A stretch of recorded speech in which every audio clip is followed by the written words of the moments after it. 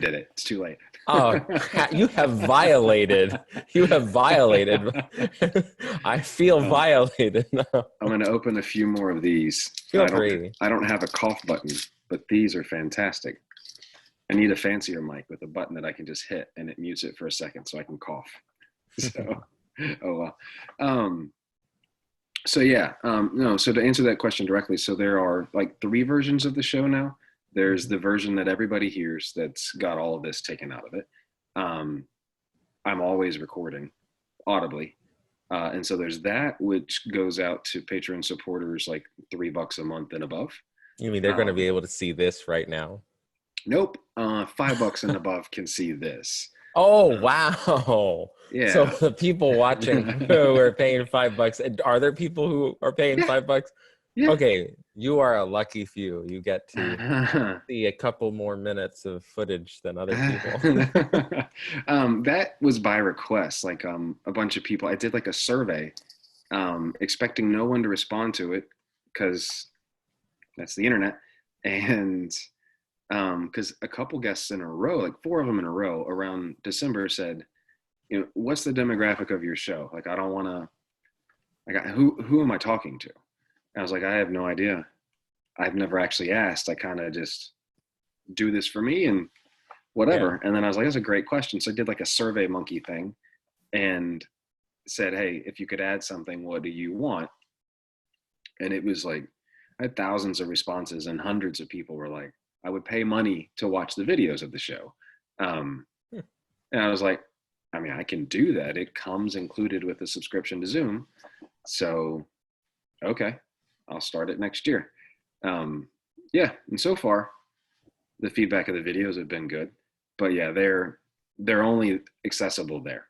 So that's great. This will be my first video podcast. Yeah, I've done about the book. This would be like my 4th or 5th because the video ones are definitely not even edited. I don't even know how to do that. So I have no idea. Throw in, go to Fiverr and just like ask them to throw in graphics and all kinds of stuff.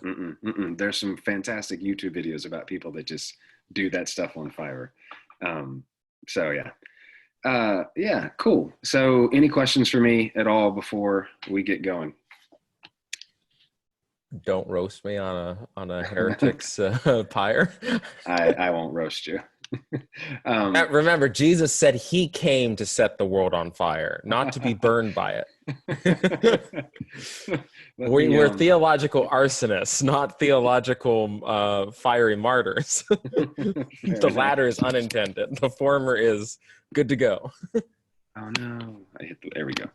So the only downside of having PDF versions of the book is I can't dog mark the heck out of them. That's okay though.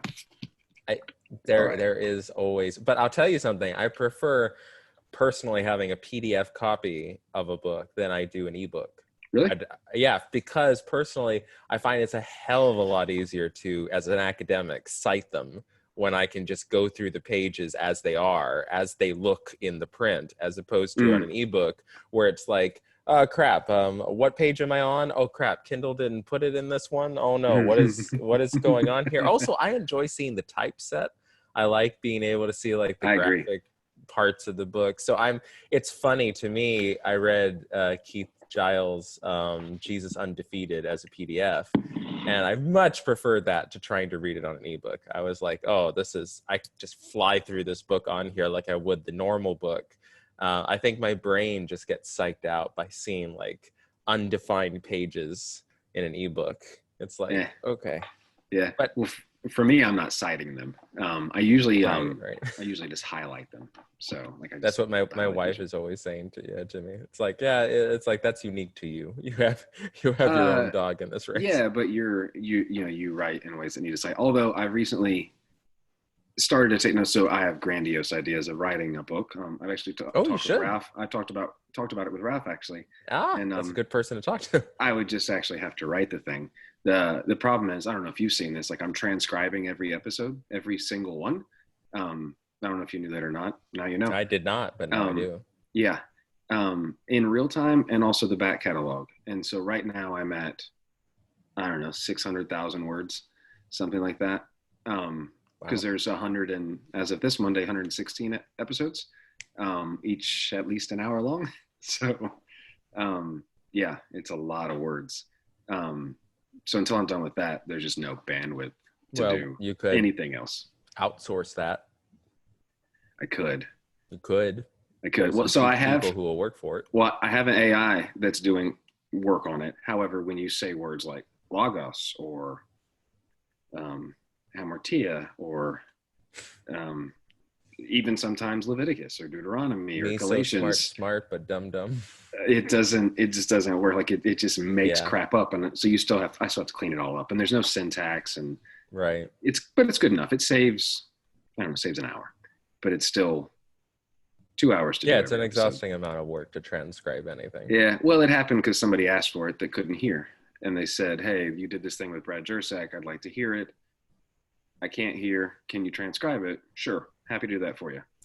And Well, then after I did that, I was like, crap. You can't transcribe episode 90 and not do the rest. Well, I'll tell you personally, like I wish every podcast was transcribed because sometimes, when I Google search, for phrases and stuff, like what really is it sucks. It's like, take Peter Rollins.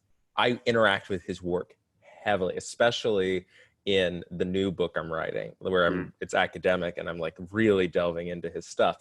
And it's frustrating that not all of his ideas are necessarily just in the books. They're also in tons of freaking Patreon and videos he produces. And it's really nice if I could just know like, oh, okay, you're talking about Kierkegaard in these episodes, right? And you could just Alt-F Kierkegaard. Because I mean, ultimately it's like, okay, great. You put it in the title of the video. All right. That means it was major enough. But what if you just make a throwaway comment that's like really important to how you view something, right? But again, like stuff like that, most people are not looking for. So it's very unique to like the writer's mind, the researcher's. I've since seen those screenshots of the transcripts like posted around on Facebook and, they're now getting linked back in like seminary papers, which is really weird. Like, because I can like go through Google and see how people find their way. I'm like, this is weird. Hey, I mean, you found out that you were linked back to my book. Whatever. Yeah, that was actually a patron supporter of the show, and I forgot that he told me that, and then I was. Oh wait, reading... somebody who was a patron of the show noticed that. Who was reading my book already? He's like, by the way, the show's like quoted. I'm like, oh, cool. I haven't read it yet. I have the book. I just haven't read it yet. Because Raph sent it to me a long time ago. I just have so many books. And, thank you for taking the time for mine. Yeah. Well, also yours is longer than a lot of the other books that I get.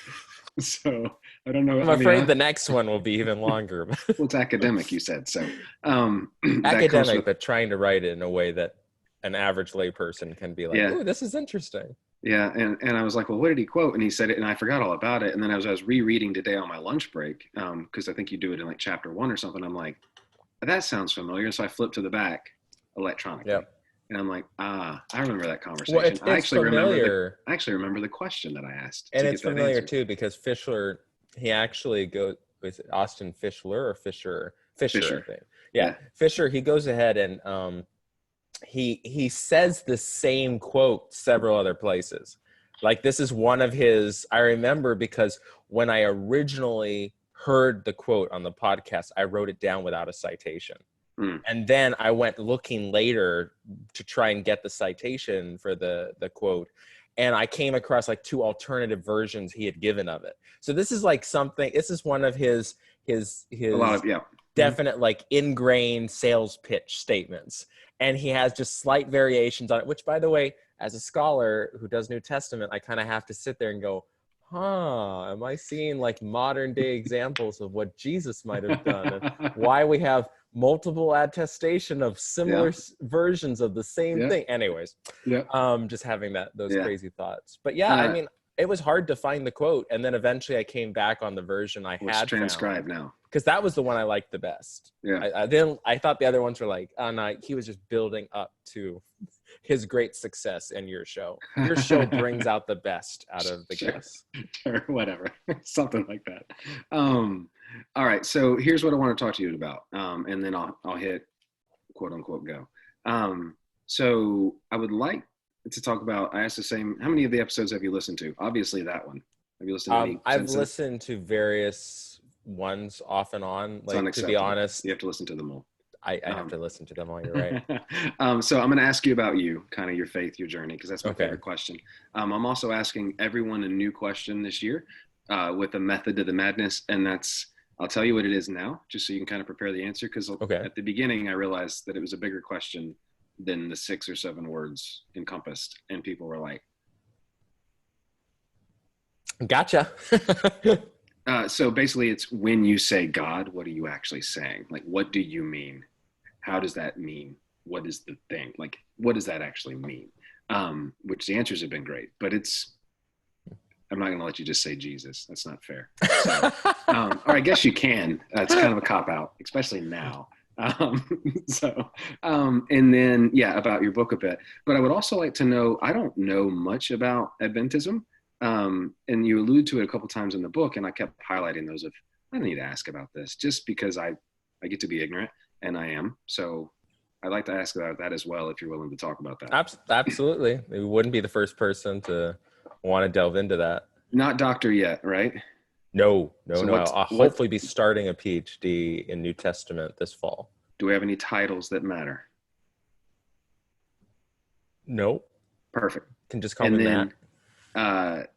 You have too many names on the internet. So is it just Korpman? Or just Korpman. Yeah. just No, the other one is a long story about like friends and stuff who would call me Reeves. It was a fictional pen name, but no. Matthew Korpman. What's on the book is who I am. Just want to make sure. The only reason Reeves is still on there on the website on Facebook is just because of the fact that like some people still know me, and like eventually I'm just going to eliminate it and be done with it. But and hope people don't realize. Well, yeah, I knew I couldn't just switch from Reeves to Korpman after so many years being that way for some people on there. They'll be like, who the hell's this freak? I wasn't friends with him. Imposter, you've gotten on my friends list. Defriend. This somebody, hey, you'll get text messages. Somebody's hacked you. They asked me to be your friend, and I don't know who they are. They look just like you. They janked your picture. So, all right, well, let's do it. Matthew Korpman, welcome to the Can I Say This at Church podcast. And I told this to you earlier, but for those listening, my voice is more raspy because everybody in my family, except for my wife and son, decided to get the flu, and that was myself included. And so I'm like 27 hours off of that. But the rasp is nice. I'm liking the rasp, so I'm going to go with it. But welcome to the show, Matthew. Thank you so much for having me, you and your raspy voice. Fair enough. So I like to start off with this question, and I pre-warned you a bit, but when I would tell somebody, hey, I'm talking with Matthew tonight, and here's who he is, like, what are the things that you're like, yeah, if you need to know anything about me, this is who I am, and here's why that matters. Oy, man.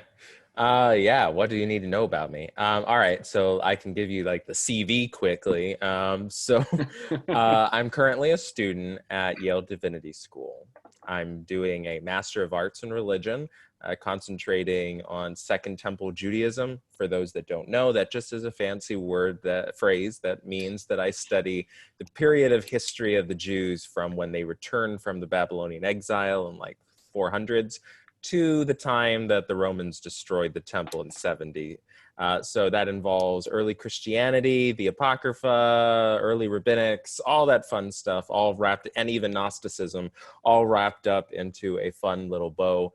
But it's also exciting because it's a very interdisciplinary degree, which means I have to do a lot of work on the Hebrew Bible as well as the New Testament. And I kind of have to be able to work in pretty much the whole range of history to have a good idea of how it's working at this one point in time, which of course the first century in particular with the rise of Christianity is such a extremely important and dynamic period. You really have to know a lot of information to understand it. No one aspect will help you. So I'm doing studies like that. My background before Yale was I did 4 degrees in my undergrad back in California at La Sierra University.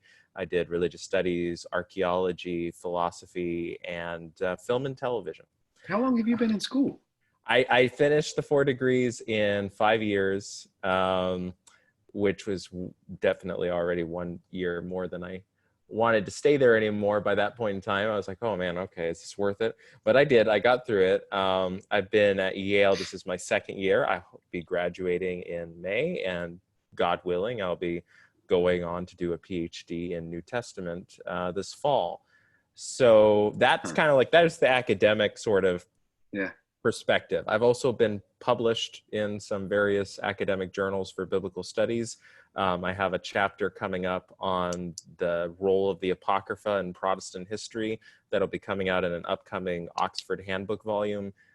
So like, I'm young, I'm active, I'm doing stuff that isn't just popular theology. So if someone's listening and they're like, oh, this is interesting, okay, this guy's writing stuff, I don't know, if there's someone snobby out there, you know, I'm doing both. I'm doing academic stuff that's very rigorous, peer-reviewed, and I'm doing pastoral stuff that I think matters to the living community in the church.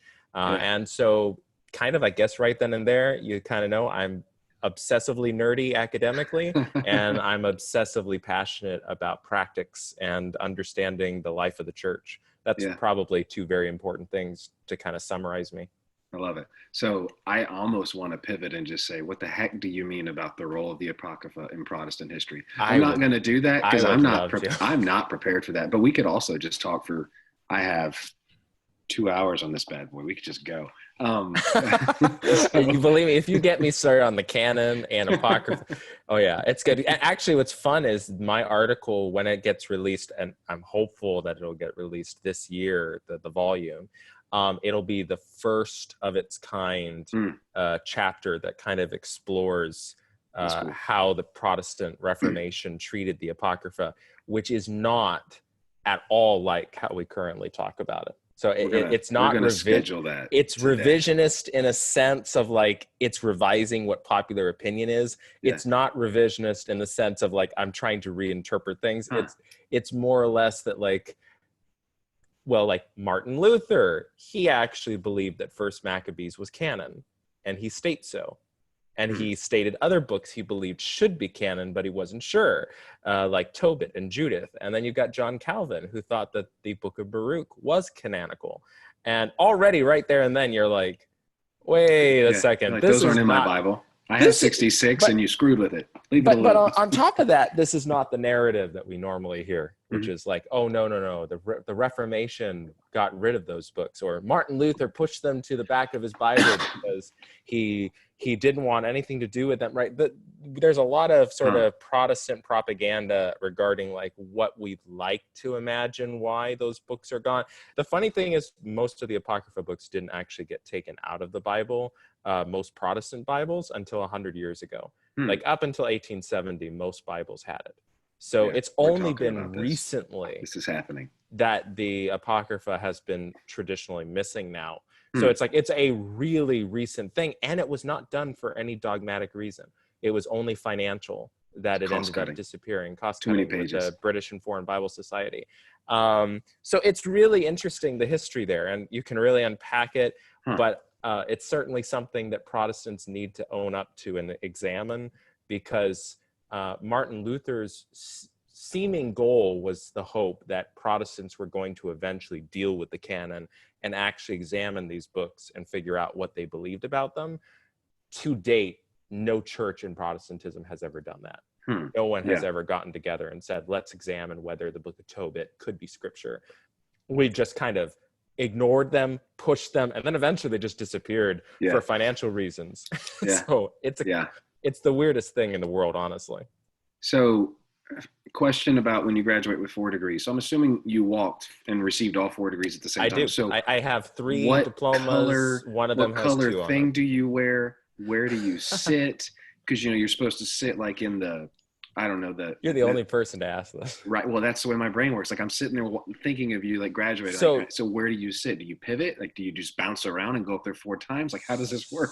Yeah. So basically, I'm trying to remember now. I know there was at least 2 different versions of the garb that I could wear, the top part. And I think one was the College of Arts. Yeah, there was 2, because basically 2 of my degrees fell under the College of Arts, and 2 of my degrees fell under the Divinity School. So I had 2 different graduating garb I could wear.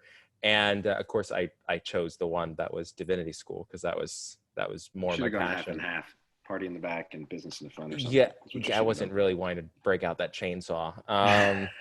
But then, yeah, I mean, they give you the divinity school gave me the two of their degrees on one diploma, but then the other, because it was part of the same school, but then the other two gave their own. Like the Apocrypha, it's just cost-cutting measures. You can't do two pieces Exactly. of Yeah, paper. no one Yeah. wants to just go ahead and give it to you.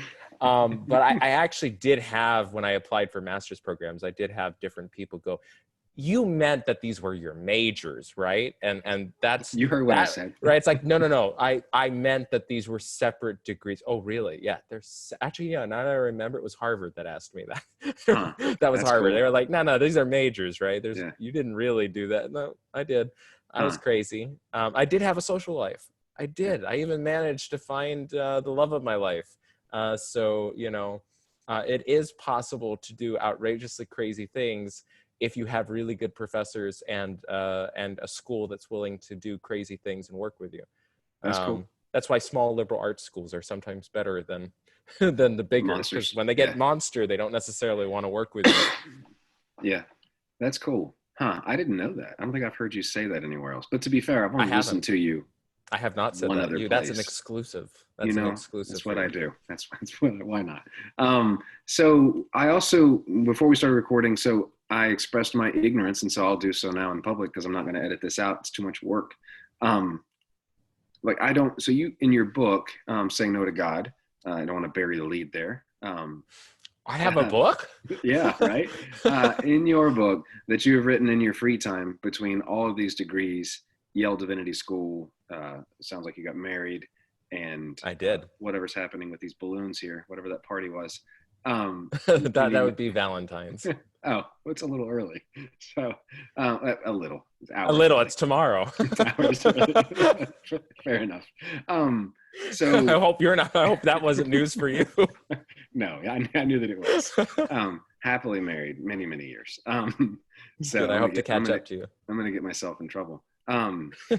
So, so you talk about in your book a couple times, and you reference other pillars in your denomination of Adventism, and so by that you mean Seventh-day Adventism, correct? Yes, Seventh-day So, Adventists like to cut down the name to Adventists. Hey, it's fine. I'm not overly familiar with either because if like most Protestants, I'll lump myself in there as well. You kind of get in your own 2 or 3 little ponds, and you don't swim in other ponds because Yep. I know the language in this pond, and I know the way the currents work, and etc. So, what are some of those differences, and kind of how does that inform the way that you do theology? Yeah. So, okay, I'd say that as with every denomination, you kind of have to talk about it on 2 different levels. One, there is the way the denomination is presently experienced widely by people in this present context. And then there is, what are the foundations that kind of made this denomination what it was and, still gives it life? Those are always going to be 2 different things. So on the one hand, I'm going to give you right now the description of its foundations, which will sound great, right? But then in like practice, Mm-hmm. there may be a bit of a disconnect in terms of the average, or not the average, but a number of Adventists you might end up meeting depending on your location and so forth. So like Adventism has a number of core beliefs. So the full name, Seventh-day Adventism, tells you 2 of the main beliefs. The first one is Seventh Day, which refers to the literal observance of the 7th day, Saturday, as the Sabbath, similar to the Jews who keep Saturday and we do it the same way, Friday sundown to Saturday sundown, the Jewish and biblical way of reckoning days and nights. But the other term, Adventist, is literally a reference to Advent. And in that regard, it doesn't refer immediately, like first, like at least its original intention wasn't to like be the reference to Jesus's advent as a child, but as Advent, as in like the second Advent, which that was a term and phrase back in the 1800s. So the second coming of Jesus, the second return of Jesus. So That might not sound like that would be a dramatically interesting belief to put in your name. Like, yes, Jesus is coming back. Like, okay, don't we all agree on that? Hmm. But actually, no, in the 1800s, most Christians didn't believe Jesus was coming back without other stuff happening. So there was a wide belief in the idea among Christians that they had to become perfect and perfect the world before Jesus would ever return. And this was the majority view. Most Christians laughed at the idea that Jesus could come before the world was perfected. It was very much influenced by sort of this Constantinian imperial Christianity that had been for so long, this idea that the Christian empire was going to expand across the world. And so it was very revolutionary and rebellious for certain Christians to suggest that actually this was sinful, that Christianity, for all its attempts to change things, was going to end up failing, that God was going to need to come. Right now, it's just like, oh, this is the tradition. This is just the widespread view. But back then, Adventists, and at that time before Adventists, Millerites, because that was kind of like, the Millerites were sort of this movement that eventually led to the Adventist church that we have today. They were distinct and different, but kind of like the Millerites were this movement that was all popularized by a biblical interpreter who suggested that he could predict the date of Jesus' coming. He predicted it for 1844, and That of never course it works out didn't well. happen. Yeah. And most of the people in that event lost their faith, but a number of people refused to lose faith in Christianity after that. And they went on in different groups, and the ones that ended up growing into Seventh-day Adventism were a collection of individuals who found hope in this idea of the Sabbath. So the name Seventh-day Adventist grew out of this kind of like these two major doctrines that started everything. The idea that if the Bible tells you that Saturday is the Sabbath and it was only imperial Christianity that changed it, well, let's go back and value the Sabbath just like the Jews, and then let's not allow ourselves to be lost in the idea of an imperial Christianity that's going to somehow make the world perfect through human effort. Let's readjust our eyes towards God. So that's the name. All right, long story. But okay, where do Adventists fall on the spectrum? Well, Adventists typically, well, overall, it's a denominational belief that the dead are not living. So they believe in something like soul sleep, which is to say that when you die, you blink. And just like when you sleep dreamlessly, you close your eyes and suddenly it's morning again. Basically, that's what happens. People die, and then the resurrection occurs, and it's 1 second later, and suddenly they're at that day in time.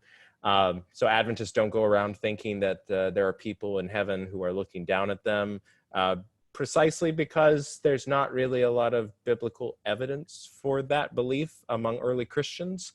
That's something that most biblical scholars recognize, that this was kind of, early Christians didn't have that idea yet. That kind of came more with Platonism and with Christianity getting more involved with Greek culture. Yeah.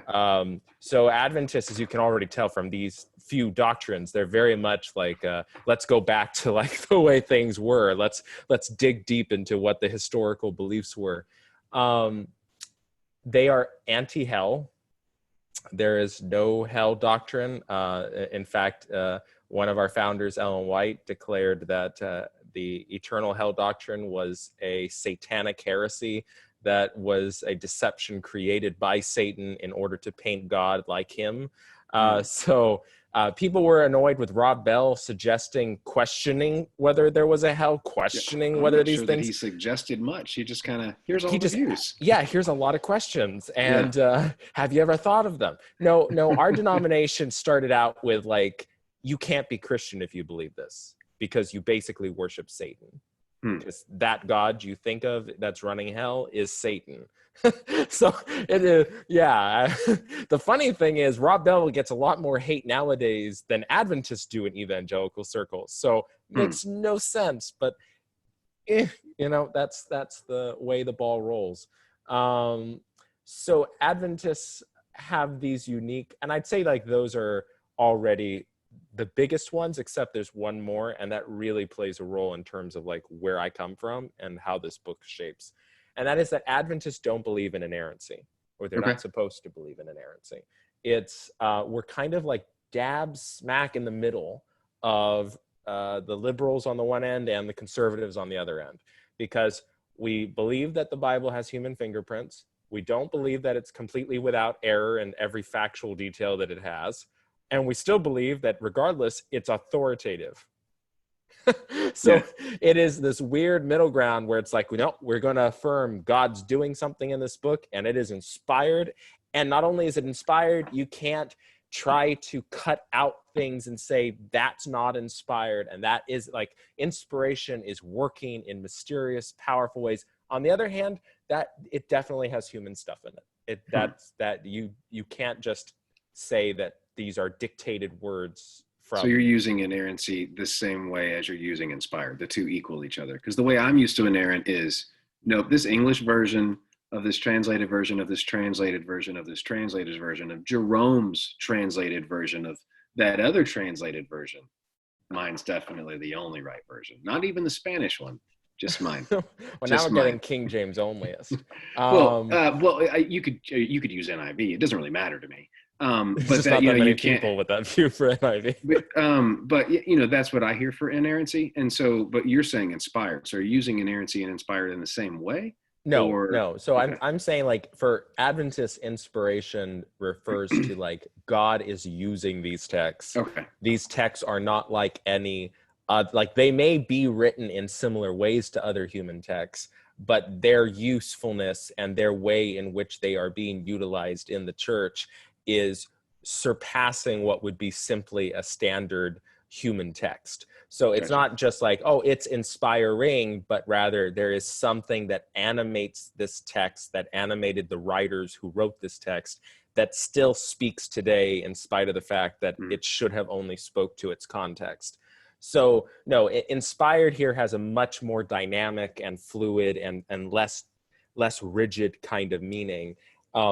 Again, as it's supposed to. Now, here's the deal. Adventism, and I mean, the deal is when you go outside of what the foundations are and you start seeing how people technically are in practice, it can sometimes be kind of a jolting experience. So you will find, specifically in the area of inerrancy, that Adventists unfortunately have had way too much intimate contact with evangelicals. And that has led to the ideas of inerrancy getting very much ingrained into people without the word. So what I mean is that, like, Adventists are very into Bible prophecy because Advent, second coming, that's just kind of, it comes to be one of those interest pieces. Adventists are very dedicated to thinking that they need to pay attention to these things and know. So unfortunately, most televangelists in Adventism have been highly influenced by evangelical pastors and inerrancy. And I think many of them hold to an inerrancy kind of belief. So what ends up happening is when they're preaching on the TV and lots of Adventists are listening to them, they're not technically saying, today we're going to talk about inerrancy. We're going to give you the doctrine. It's not a doctrine. It's not part of our belief system. But they'll talk about the Bible in such a way that you are inevitably forced to think that this, you can figure it out. Like, all right, well, God said it and we can trust it. And man, I think I've figured out what inerrancy is, without anyone having to spell this out for me. It just naively seems like this is where it's going. Yeah.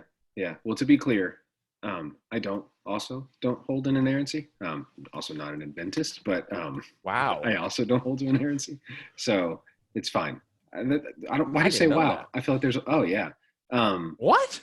Yeah. Isn't this like the most conservative podcast out there? Mine? I doubt it. You must. You have deceived me. No, have I? I don't believe I have. I don't know. I one time had a guest say. I've had a lot of guests say a lot of things. No, this is definitely not the most conservative podcast. I know. No, I'm more of a literalist. If by literalist, allegories, allegory, metaphors, metaphor, hyperbole, hyperbole, to the culture that it was written to at the time that it was, as opposed to America or Britain or Australia, whatever country we happen to be in today. That's probably a better way to read Yeah. ancient literature. Like, anyway, that's a side note. So, what are you getting at in saying no to God? And I do want to be clear. I know what you're getting at because I've read it. But for those that haven't read it, and honestly, I like the book enough upon second reading. So one of the patron things is about 10 or so people. I send them a book every month. This month's was Ilia Delio's latest book, which is a fantastic book. Mine comes tomorrow. I've read portions of it. Nice. I think I'm going to send yours for March because I think it's a fantastic book. So, Oh wow. yeah, I just would buy feel them and honored. just buy them and send them. So anyway, what are you getting at in saying no to God? Because the cover itself is enough to make people go, well, here we go. So this is another book that the cover's like, yeah, I don't want to read that.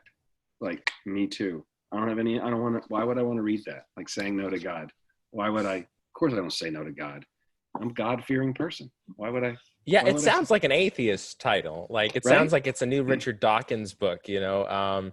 But the thing is, it's the subtitle that gets you because it makes everything confusing. You know, a radical. Okay, I'm with you. It's definitely radical atheist. You know, a radical approach to reading the Bible faithfully. Right? What do you mean faithfully? Did this just suddenly get Christian on me? Like, that doesn't make sense. How can you faithfully say no to God? Right. And I think this is where your podcast title kind of comes in perfectly. Can I say this at church? You know, like this is a pretty good litmus test. Like this, I wouldn't be surprised if this might be one of the most radical things you've ever had a guest suggest the question, can I say this at church? Can I say in church no to God? Can I reject God faithfully in church? Is this something I can even bring up as a discussion point? And for most, obviously, on both sides of the spectrum, liberal or conservative, the answer seems to be like, nope. I remember one time I was at a scholarly convention, and there was one of the most liberal progressive Christian publishers, who will be not named, but you can probably guess, that had a booth out. And I was talking with one of their staff, and I just, as soon as I started pitching it, I was like, well, the book is titled, and no sooner had I finished the title than this girl turns and looks at me and goes, why on earth would I ever want to say no to God? And I mean, dumbfounded look. And she was so nice. She was such a nice person, very genuine. But she was so sucked into it. Up until that point, I knew that my book would be controversial for conservatives. I did not realize that it is just as totally ingrained in any progressive liberal that the same principle is true. Like, the only difference between liberals and conservatives about inspiration or inerrancy is not about the doctrine itself. I'm pretty sure liberals and conservatives both adhere to inerrancy. They just don't, one just thinks they don't have it, right? Like, so conservatives are like, this text is inerrant. It's not that liberals are claiming there isn't such a thing as inerrancy. It's not like they're saying God wouldn't be inerrant. They're just saying this text is not it. And so the problem comes that when you get a title like my book, saying no to God, I'm not saying no to the Bible. That the progressives can get on that. That Bible is definitely not inerrant. Now suddenly you point the direction at God himself, and now suddenly you're like, oh, I touched a sensitive spot here. You know, this is the real holy grail of like where your belief system is tied in with this idea, this authoritarian concept that if you really had God in front of you, you would not be saying no to him. And on top of that, why would you say no to him? Right. For what reason? So why I had even, partly, it's really good you asked about like that Adventist history, and inerrancy plays a big role in this, because since Adventists don't technically believe in inerrancy, but we've been affected by the doctrine of inerrancy, it left me in a very unique position in college, in the sense that as I was deconstructing my faith due to reading different various scholarly literature and so forth, I realized, right, I don't have a dog in this fight. I don't have to pick a side per se. I'm not in the traditional spectrum. So I'm able to look at this somewhat a little bit differently than most people who are in this debate, because I can think, well, the Bible can still be great even if it's not inerrant. But then I realized, wait a minute. There's something this debate has completely missed, and sort of as a result of missing it, gone totally astray. And that is that there are stories in the Bible in which human beings tell God no, and God says, yep, you were right. Or you won. Or you defeated me. Like, no, I'm not kidding. For those listening, there is a Bible verse that says you defeated God. I'm not kidding you. It exists. It's in Genesis. We'll maybe talk about it.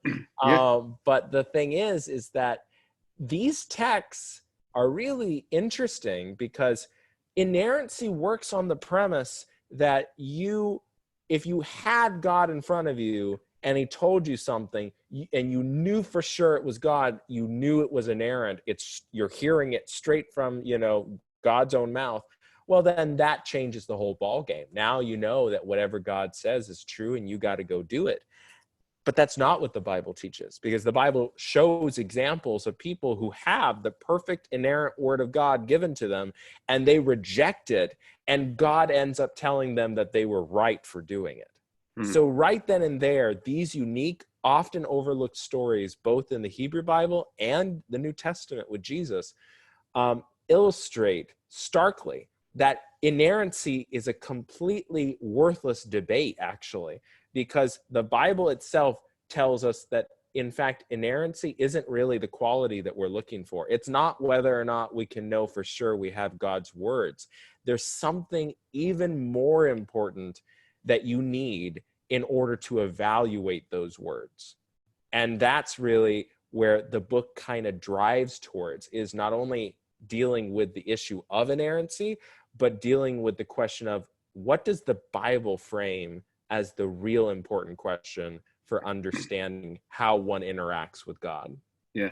Can you break through or break apart two of those? So in the book, you talk about, well, there's a lot of Old Testament stories, and there's a handful of New Testament stories as well, of where people have been like, nope, not doing it. Don't feel like doing it, or, struggling back and forth with God. Because I think, here's the reason I ask. When I hear you say that, and kind of also when I read it as well, like a part of me kept coming back to like, all right, well, I'm just being tested then. Like, is this is this a trick question? Like, am I supposed to do this? Was I not supposed to do this? Maybe I screwed up again. And one of the things I wish you'd have given some time to, and I may ask you about later if we have time, is saying no to like a Joel Osteen type of theology of, I did it right. So obviously I must be hearing the voice of God, because look at this nice shirt. Look at this Right. Look at this nice shirt. So can you break apart maybe one core central theme or a story in the Old Testament, and then maybe one in the New Testament of where people have just said a flat out no or beaten God? Yeah, no. So I mean, I can answer your illustration with one story I think pretty interestingly well. That would be the story in Exodus 32, where Moses goes up onto Mount Sinai. The Israelites down below have gone ahead and set up a golden calf. And God gets so angry in the story, he says to Moses, forget it. I regret I ever saved these people. I'm turning my back on all my promises. I'm going to go and murder every single man, woman, and child, and I don't care. And then he says, and I'm going to completely enrich you. I'm going to make you Abraham, start the whole thing with you. We're going to make you the promised people. You're going to have your status elevated from prophet to the progenitor, the new Abrahamic start. And, as far as a typical evangelical inerrancy framework would go, the correct answer from Moses should have been, thy will be done, on earth as it is in heaven. Your ways are not my ways. What seems bad to me is ultimately not my decision because I have a faulty mind. You could just list these things we say. Moses does not do that. Moses turns to God and says, no, you cannot do this. It's evil. And I mean, he says that. And then on top of that, he argues that if he does this, nobody in the world will believe him or trust in him anymore because he clearly can betray people. In fact, he says pretty much they'll almost rightfully think you led them out here to kill them Mm. because, I mean, if you knew the future, you kind of did. And then on top of that, he points out, well, God, you would be breaking your promises.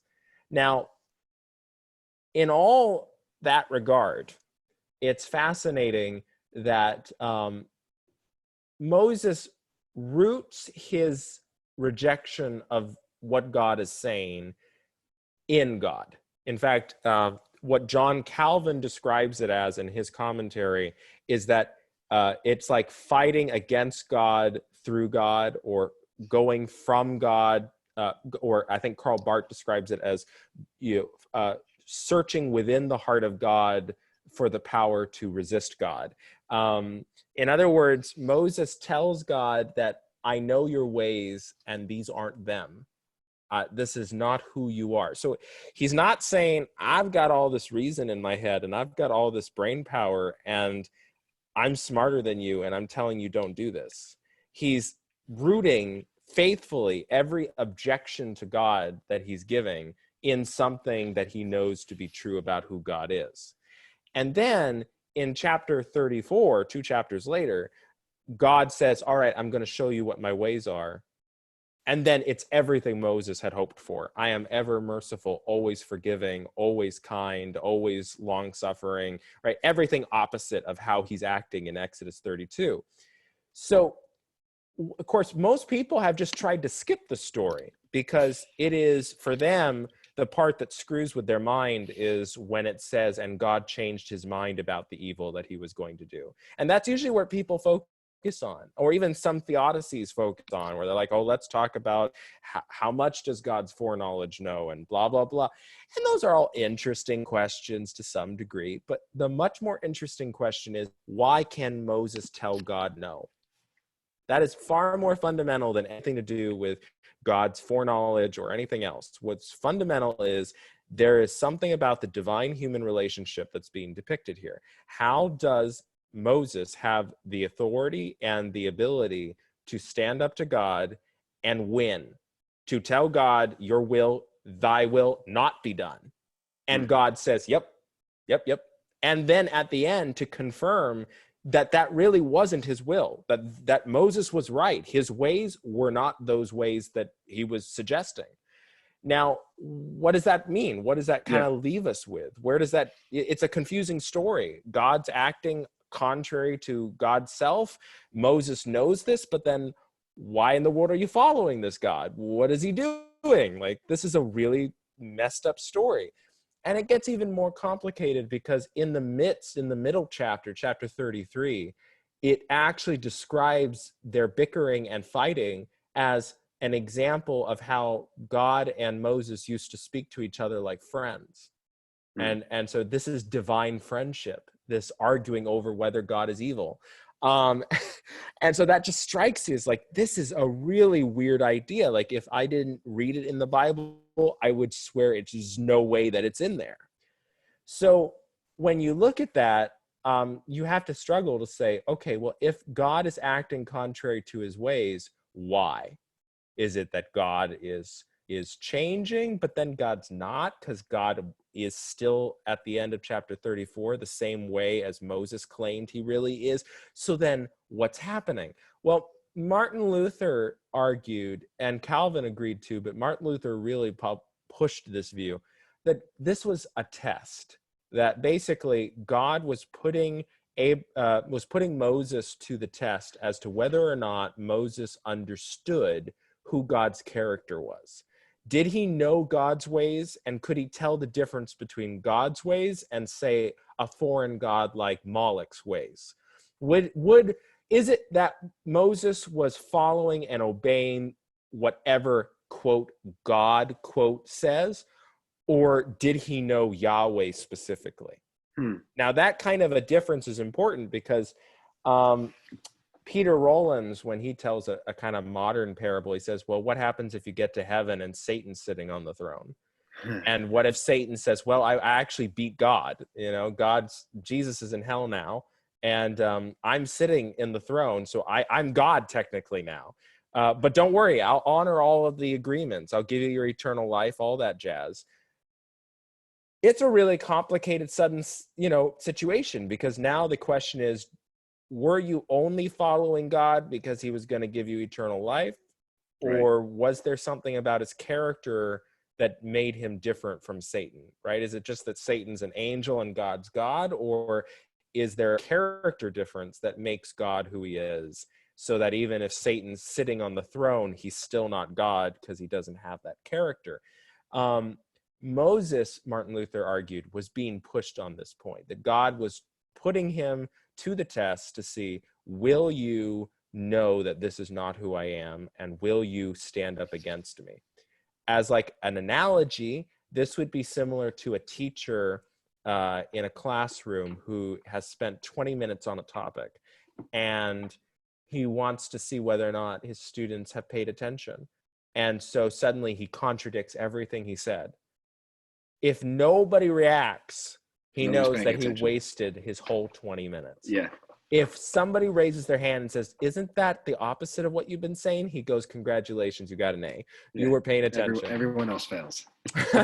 So it's like that kind of an analogy here. Moses already knows God's ways, so he's going to recognize when there's suddenly this huge deviation. And so God deviates, and Moses immediately reacts, and God says, yep, you're right. Now, this is also important because this is a penultimate moment for Moses.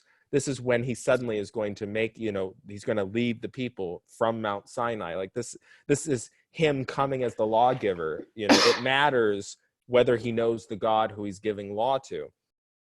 With that regard, then, it is so fascinating to realize, like an argument that was also given by my own denomination's, one of their leaders, Ellen White, who argued that in this story, God was also testing the selfishness of Moses. So you said the Joel Osteen effect. Mm-hmm.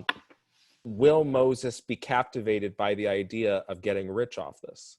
That he has the ability to elevate his status and his family in a way that Abraham only had been given before. And, he can throw all these people away and suddenly have a whole new dynasty start with him.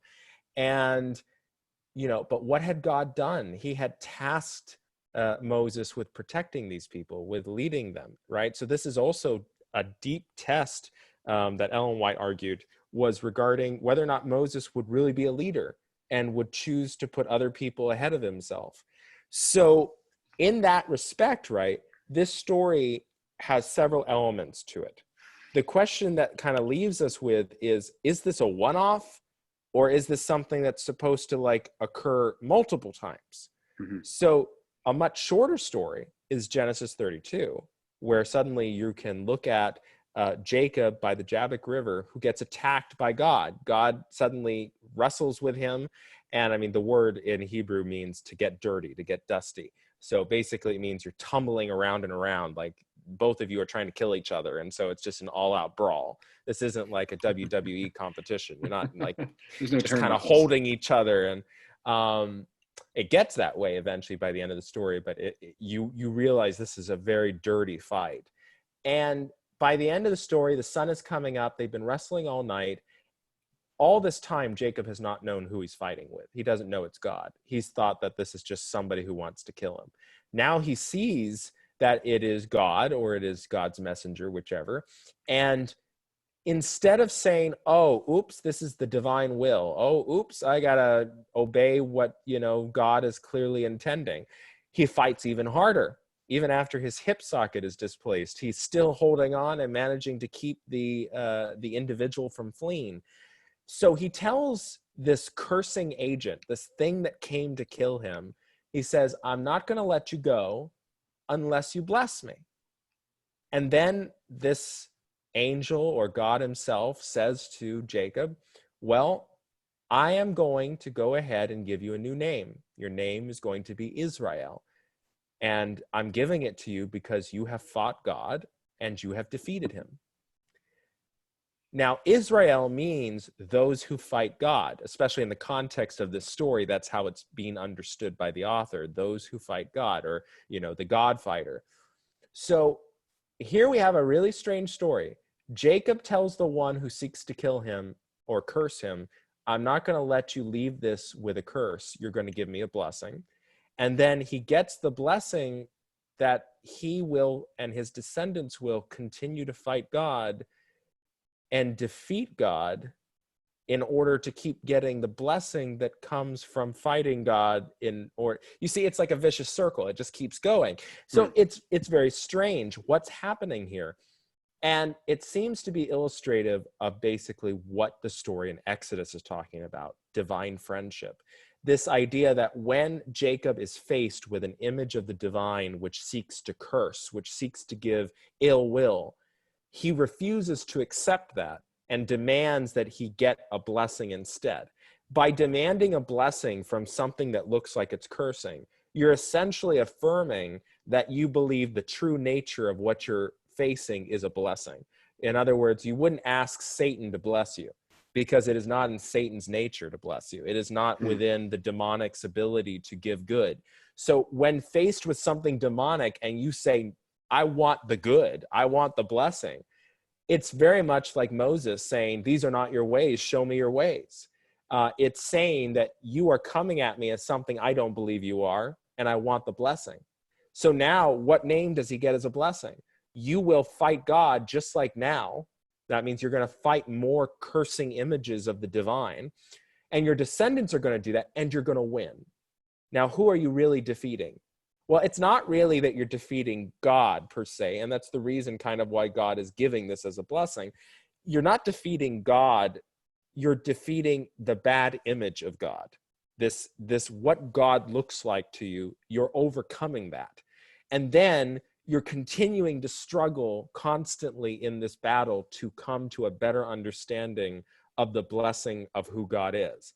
And your descendants, Israel, will continue to fight. In other words, this is a very progressive view of how the people of God will come to understand in their divine friendship who God is. And that friendship is going to mean a lot of wrestling, a lot of rejection of bad images of God, and a real affirmation of a God of blessing.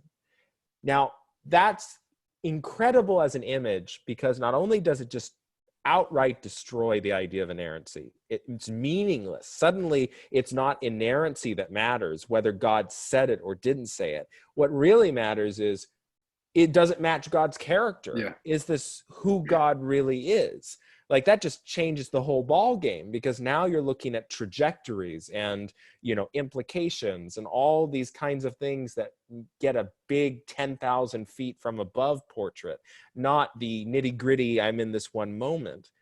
So, in order for Jacob to reject that image of God, in order for Moses to reject God's words, they needed a whole bunch of other stuff, a large collection in which to draw from and judge this image of God from, which just tells you like this is exciting in a whole deeper kind of way than we've typically been thinking of like what God's words are. It's not that just God says something and it's right, or God does something and it's right.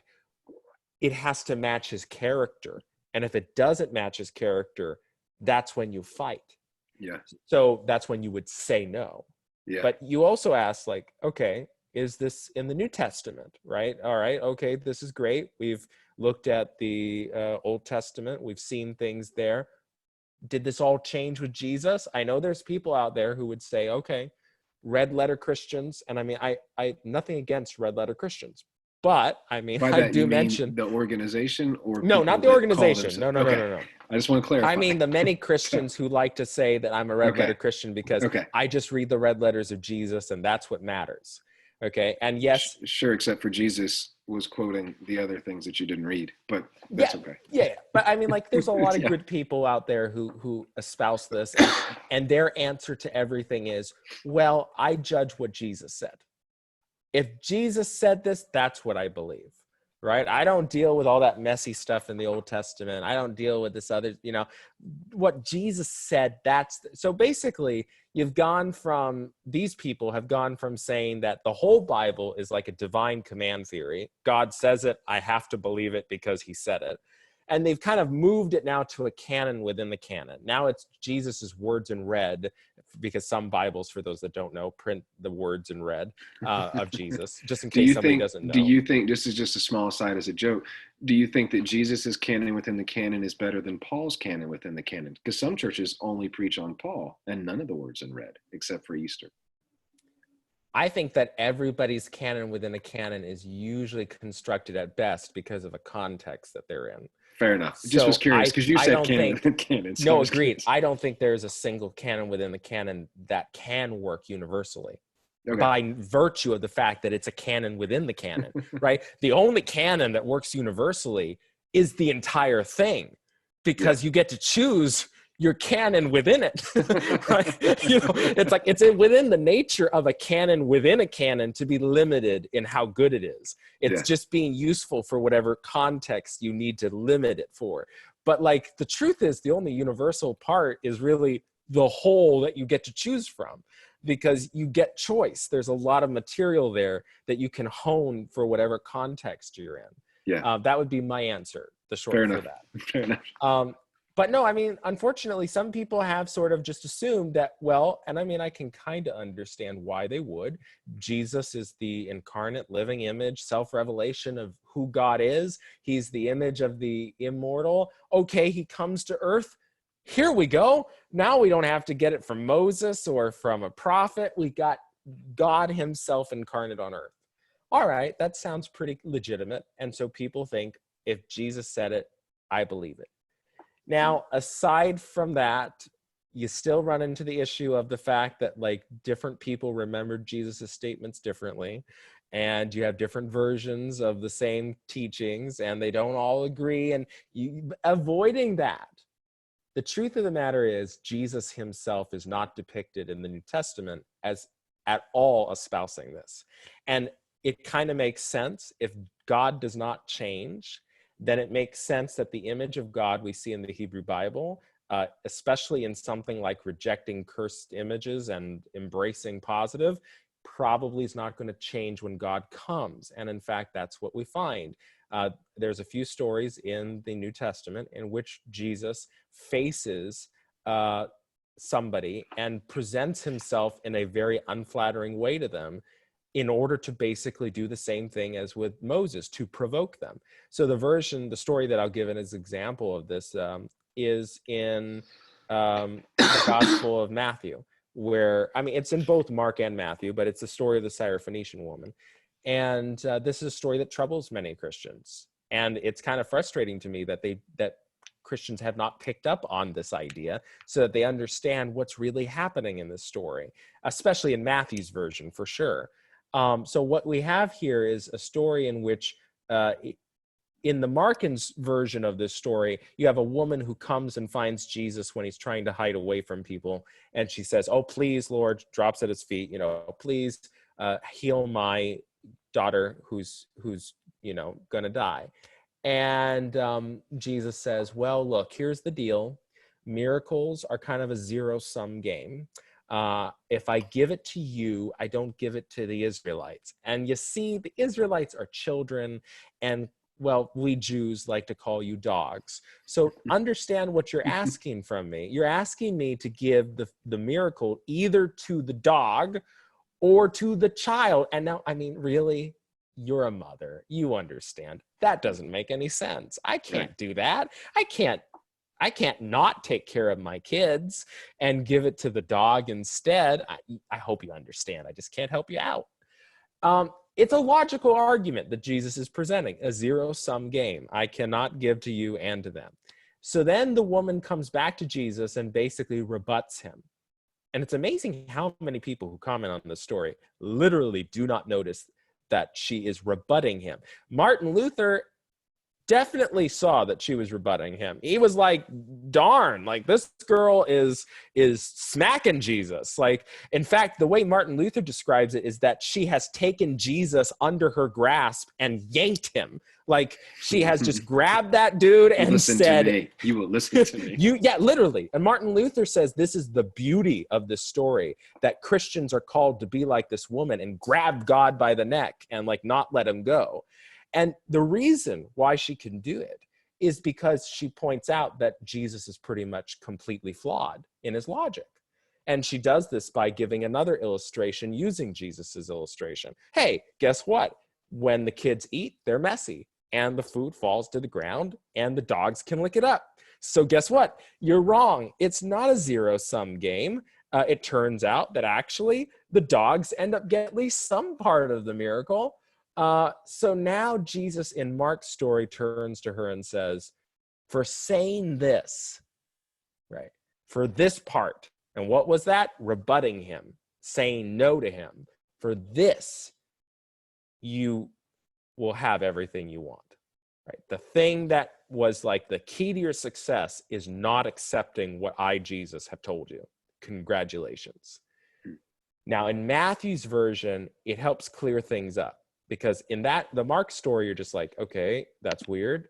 Maybe if I know the story in Exodus and stuff, I can kind of hear the echo of what's going on. But Matthew clearly hears the echo. When he takes Mark's story, he says, Mark, you didn't write it good enough. You didn't give enough hints that Jesus is toying with this woman. So I'm going to make it clear. So in Matthew's version of the story, he actually has the woman not just come to the house. He has the disciples walking with Jesus, and the woman is crying out after him.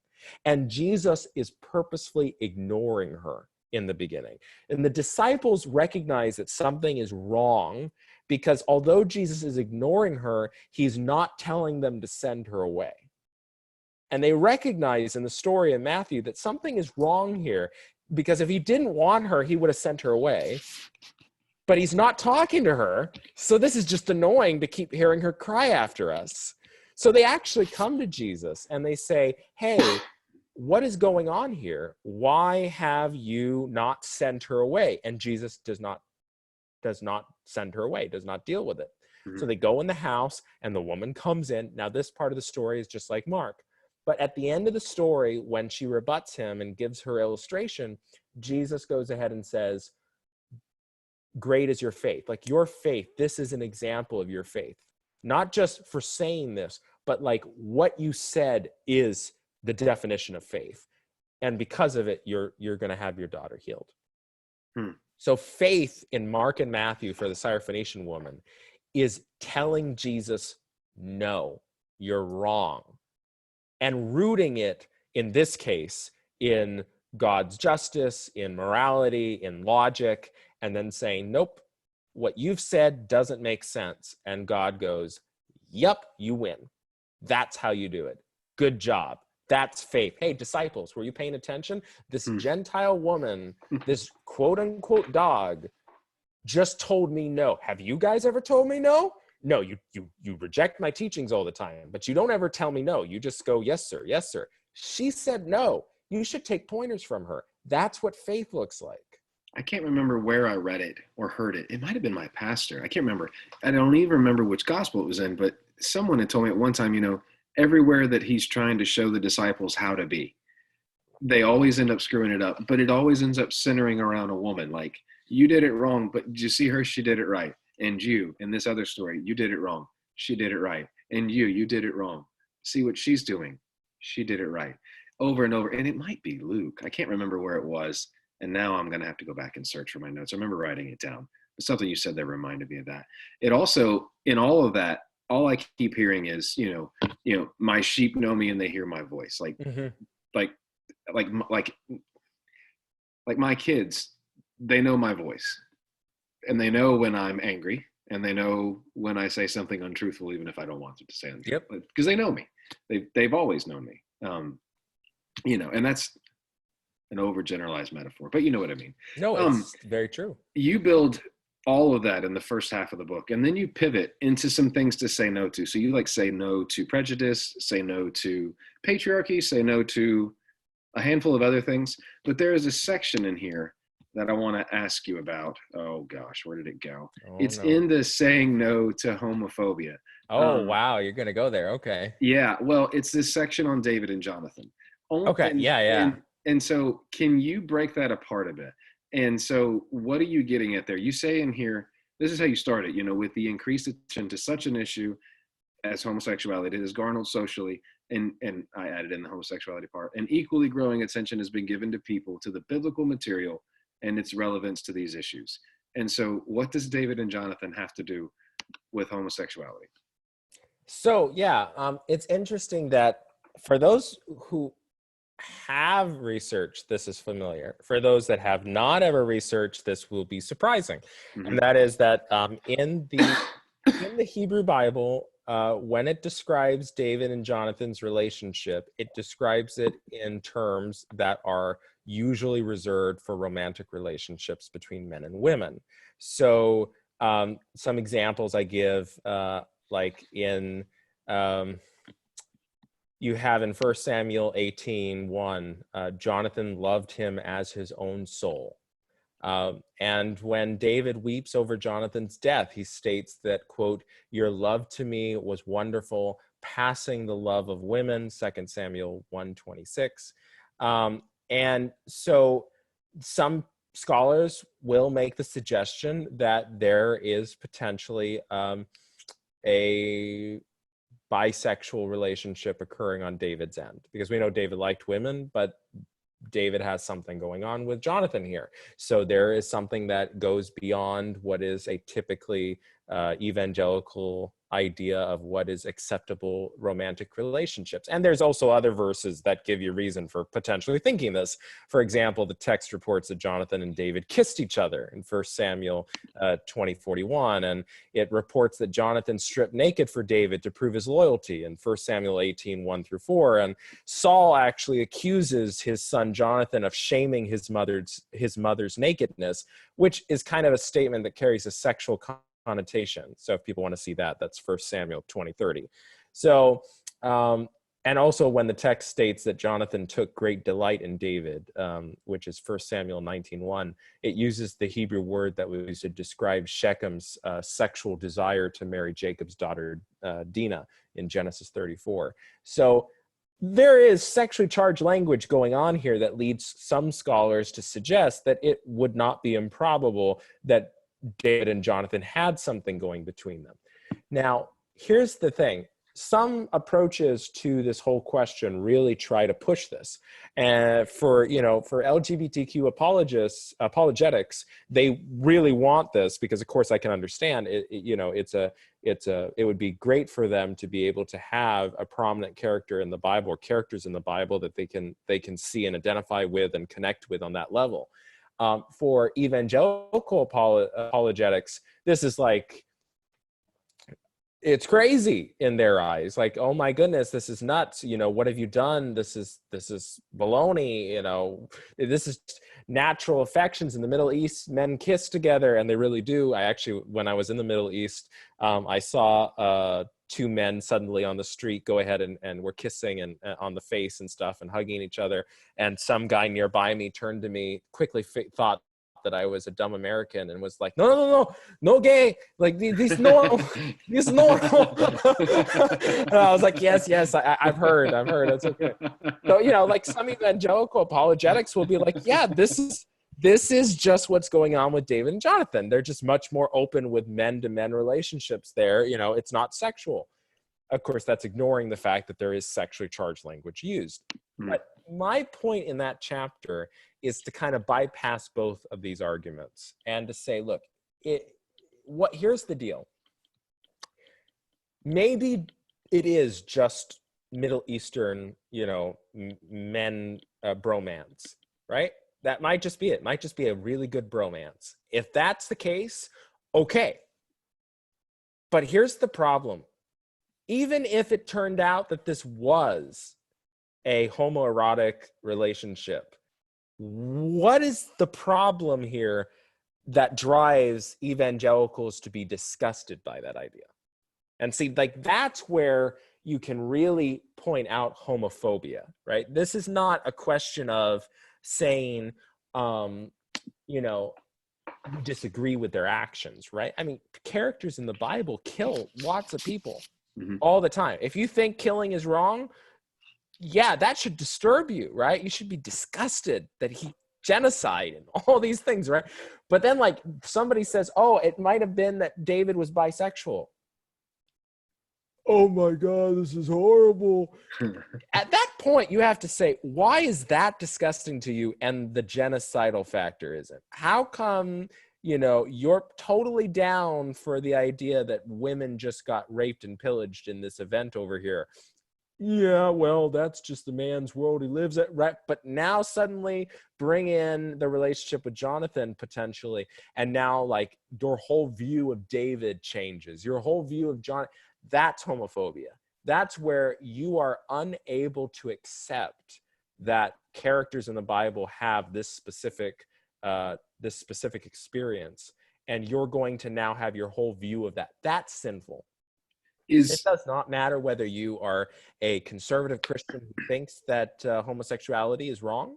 It really doesn't matter, because if you are disgusted by the idea that your favorite Bible character or this Bible character might have had that issue, okay, and that this is potentially portrayed in a non-negative or at least a non-judgmental way in the books of Samuel, if that is your biggest issue, that is saying something deep about your own soul and your own homophobia that you have not dealt with, because you shouldn't have those feelings and those reactions to that. And specifically, your opinion of David or Jonathan should not change because of that. That is judging people based off their sexual orientation. That is homophobia.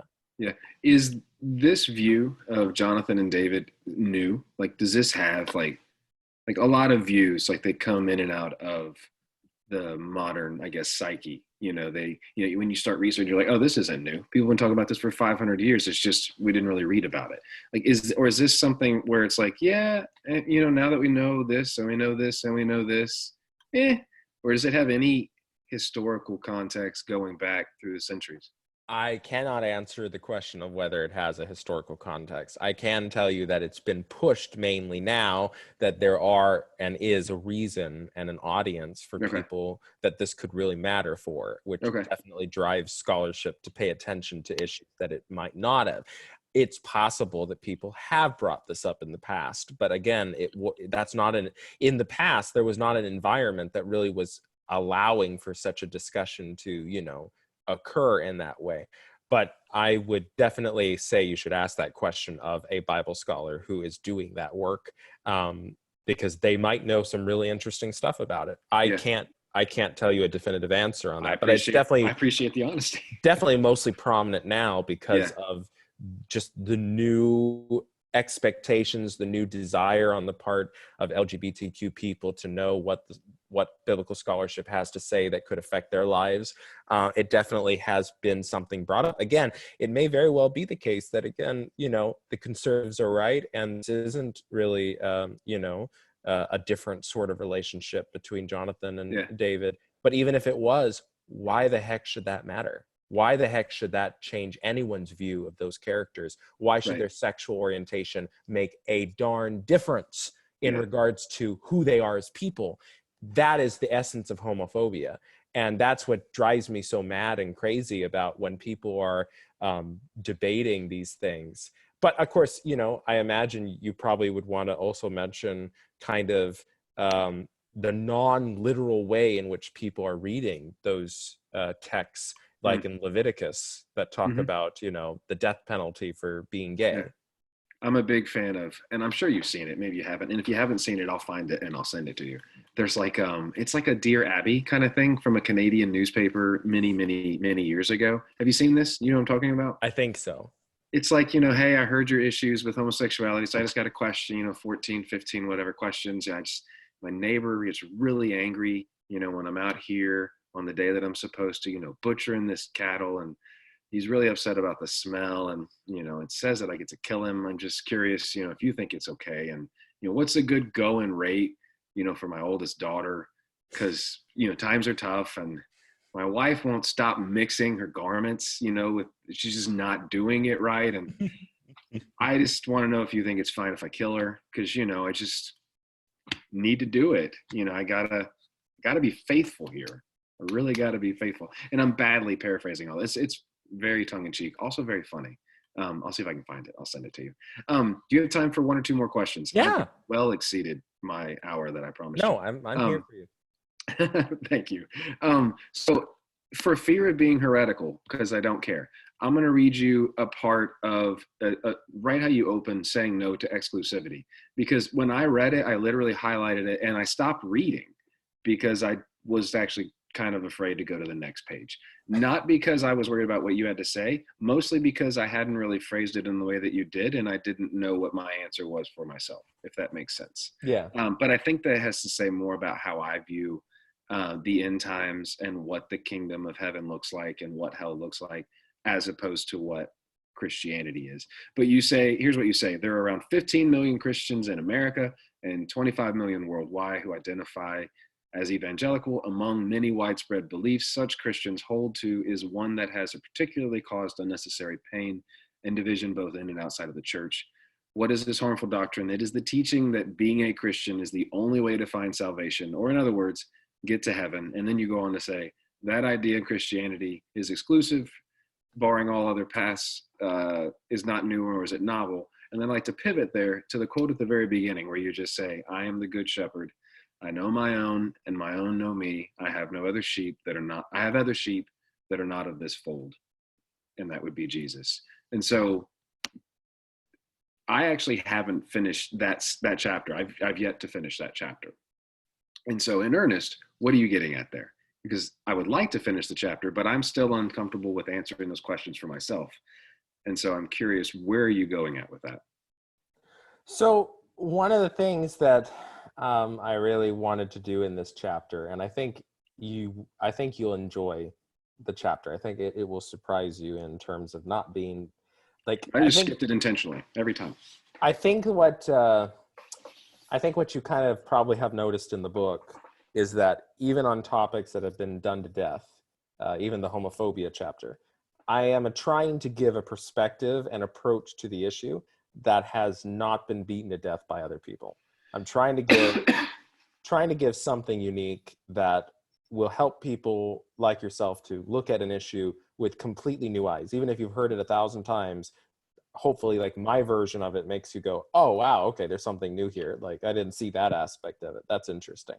So in this chapter, what I try to deal with is looking at the entire Bible from the beginning of the Hebrew Bible to the end of Revelation, examining how God is depicted in relationship to other nations in terms of how he respects their religious identities, and as well as how Revelation understands where the limits of salvation actually are. So some of the things that are covered are, for example, some extremely radical and really cool texts in the Hebrew Bible, such as Malachi chapter 1, where God tells the Israelites that they had just come back in Malachi from exile. They had rebuilt the temple. And God says, you know what, you guys are worshiping so badly. You have so little of your heart in it. You know what? I wish that you would close up the temple and just stop all your services and just not worship me anymore, because it is just horrendous. And then he says one of the most radical things. He says, every nation around you gives me perfect praise. They all praise my name and give perfect incense. And it's just the most shocking text, because it's basically saying all these other nations are somehow worshiping me correctly and you don't. Right. But, and that my name is glorified, even though obviously like that means that like when someone's worshiping Marduk, like if they have a good heart, they're worshiping Yahweh. And it's this remarkable text, so remarkable that actually translators change it if they're evangelical. So you will open up Malachi 1, and if you're not reading the NRSV or a Jewish translation, if you're not reading a good, really solid Bible scholar translation, you are going to see translators with their evangelical bias change the text to future. So now it's, God says, all these nations will give me perfect praise. They will eventually give me perfect innocent incense. And there's absolutely no justification for that in the Hebrew text. That is just them adding that in. And the King James Bible did that too, but at least in the King James, they put it in italics. So you knew that that was being added in. But you don't know that necessarily with the NIV. You don't know that. So when you read, you could read the Bible in these translations, and sometimes for the text that they change, you would have no idea that you were just reading one of the coolest passages because they changed it to something not cool. So like another great example is in Micah chapter 4, where I talk about how Micah has this vision of the new earth, where he says that all the nations with all their religions are going to come to the temple, and they're going to walk in, and Yahweh's going to be in there, and he's going to directly speak one-on-one with all these people. And he's going to teach them his ways. He's going to teach them how to turn their swords into plowshares, this beautiful vision.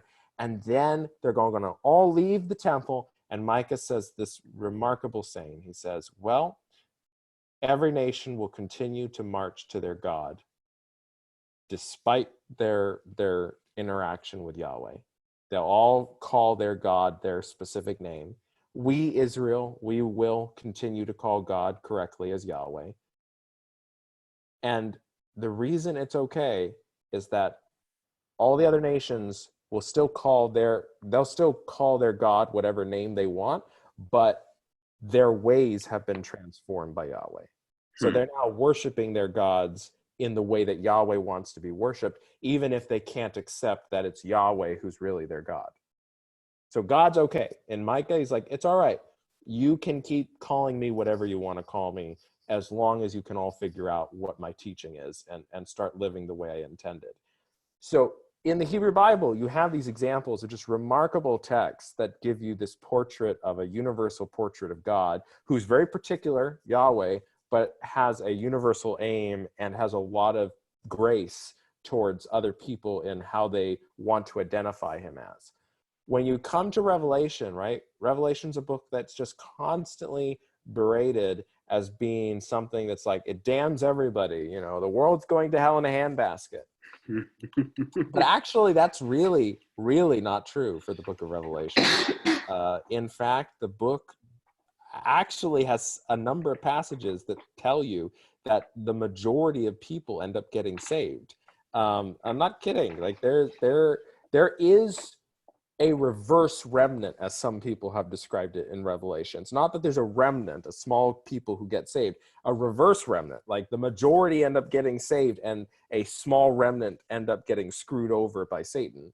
So you have visions over and over again where you'll be told that, you know, there's a city of thousands of people, 7,000 people, and there's a great earthquake that shakes the city. And of course, in Revelation, a city is usually representative of the world. So the city falls and a third die, and 2/3 repent and are given salvation. And it's like, wait a minute, what was the moral of that story? What's the moral of that vision? 2/3 of the world gets saved, 1/3 ends up getting lost. Wait, that seems like I heard differently by the televangelist. He told me 1/3 gets saved and the 2/3 go to hell in a handbasket. So you see this again and again. Revelation has this terribly violent imagery. You know, oh look, there's all these locusts, and these angels go out and slaughter, you know, a third of the earth. But what's amazing is like how many angels it says go after a third of the earth. It's huge, that number. And the fact that many angels can only, you know, if you go with the imagery in Revelation, they can only kill that many people on earth, right?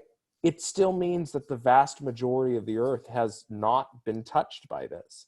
And you see this again and again. So like, although the violent imagery can like starkly strike you, again and again, Revelation presents this portrait of, nope, most people are doing good. Most people repent. Most people choose the right option.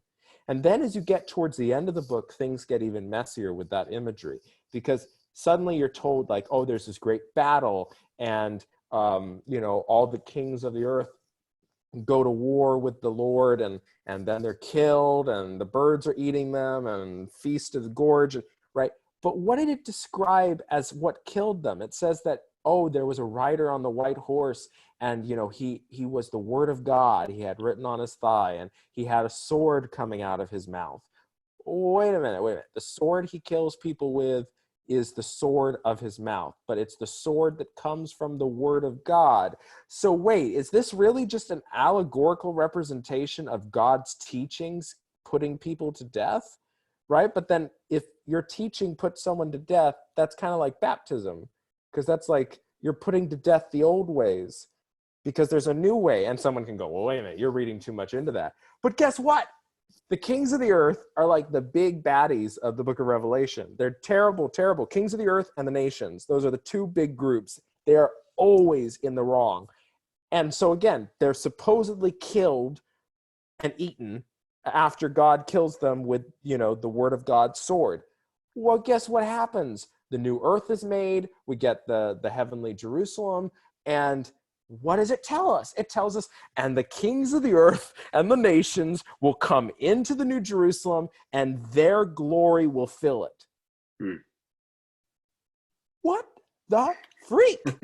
What's going? They were dead, right? They've been a stable character in this book, and they just got wiped out, and here they are. And their glory fills the people who were the enemy in the whole book is now suddenly they're filling it. And then that's the kings of the earth, right?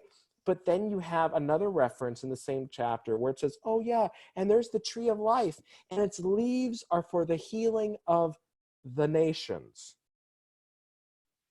The nations, the other group that died, they're going to get healed through a tree, right? Like there's so many aspects to the text of Revelation.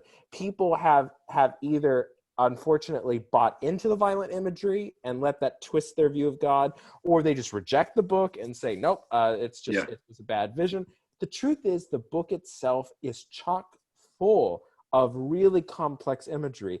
It is not asking to be read as just a simple understanding. Like in the hell chapter, I talk about Revelation, how Revelation says that God throws hell into hell.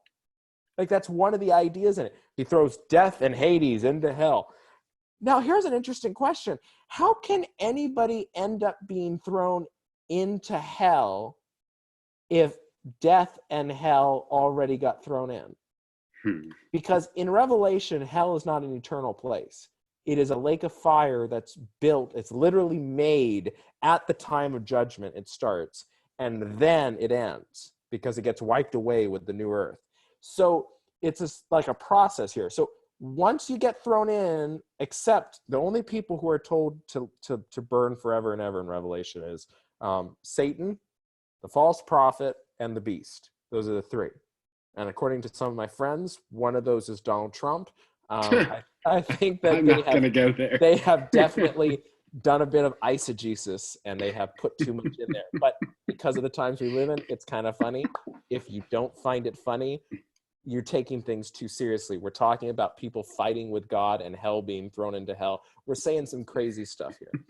That probably got me in trouble with some people. But the truth of the matter is, though, there aren't people who really believe this. There were also, Democrats who believed that Ronald Reagan was the Antichrist, and there are people that thought Obama was the Antichrist. Exactly, as well. So exactly. I've heard people say that it was the Antichrist. So by their logic, he would get thrown into the hellfire. So again, like this is the funny thing about hyperbole. We all use it so often. But no, I don't think. I'm just to clarify for anyone listening. I don't think Trump is the devil. I do think, however, that his actions are often guided by the same impulses that we would say are demonic. So I want to clarify all of that. So you're saying all streams, same river, basically. Like all signs point to God. It doesn't matter the faith. Well, and no, I'm not necessarily disagreeing. I'm not exactly saying that. No, the reason why I'm not saying that exactly is, for instance, with Micah 4, his vision is not that all the religions on the earth are doing it right. They're not. That's why they're having wars with each other. It's that Yahweh is going to teach them all his ways. Okay. Okay. And they're Okay. going to change, right? It's not that they don't know anything. It's not like they obviously do know some things, because Malachi can say that, they're worshiping him perfectly.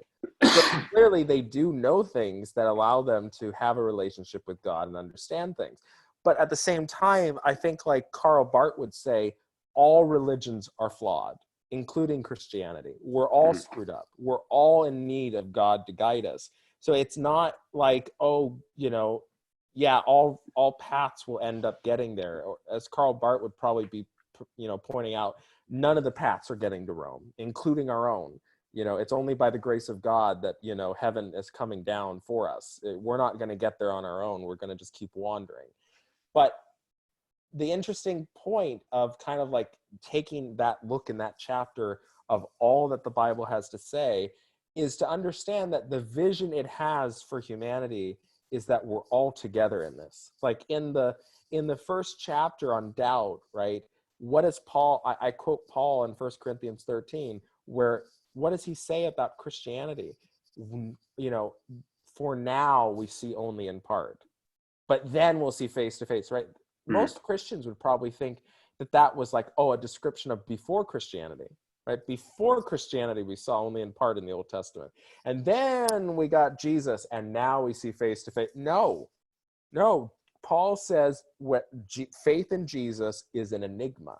That's the word in Greek that gets translated sometimes loosely as like a glass darkly. But the word is enigma, and it works much better as an image for people who know that word. It's a perplexing, distorted image.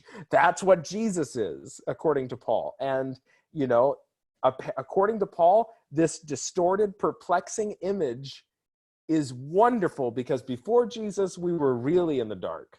We had hopes and aspirations. We thought we were going in the right direction, but we didn't have anything concrete to kind of point us. And when we got Jesus, we got a good nudge in the right direction.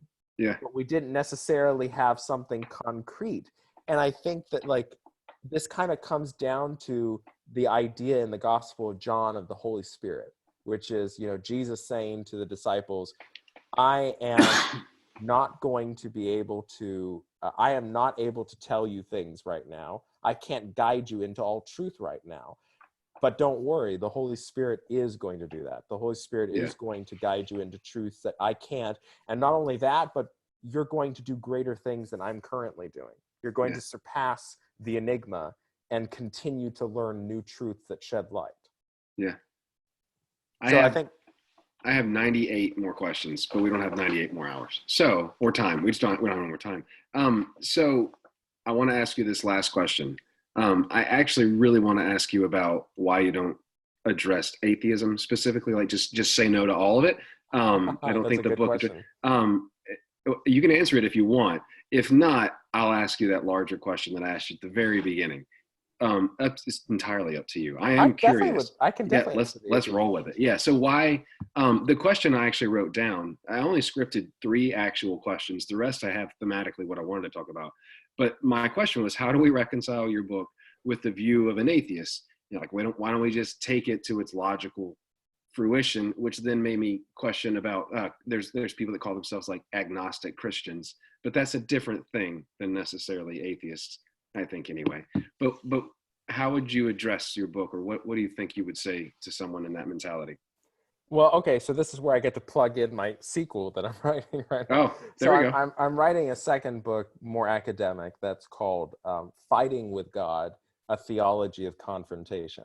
How many pages is this, if it's more academic? It's already past the page. It's already past the word count that this book was. But it is. And it's not Lorem Ipsum, just for tipping it out there. It's not just typesetted in there.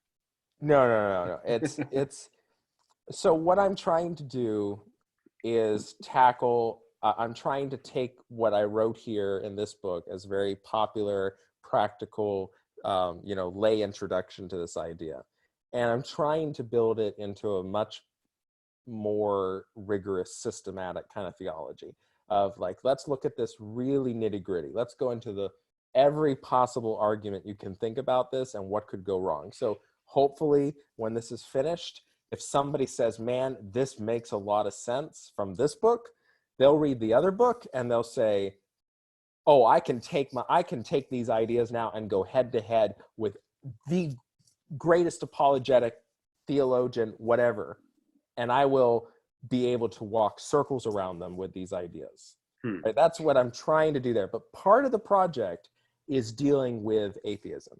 Now, I didn't deal with atheism in this book, and you're actually the only person other than an atheist to ask me about this. So kudos to you that you did. Okay. The reason why was, again, my goal in writing this book wasn't to try and deal with the question of whether you did or did not believe in God. It was to kind of take at face value that in the Bible, all these characters do believe in God.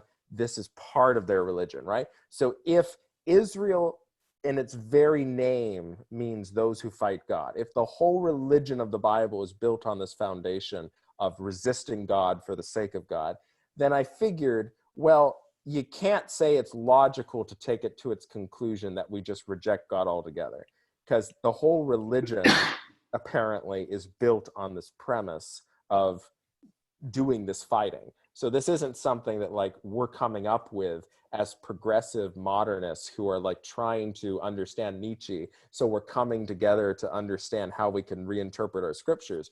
No, this is an idea that's been in the scriptures the whole time. We just have been ignoring it. So when I wrote this book, I thought, okay, I'm going to just focus on that element. How do I just deal with the internal hermeneutics of people who do believe in God and are reading scripture? Or even agnostics who want to understand whether or not Christianity has any truth, claims to it.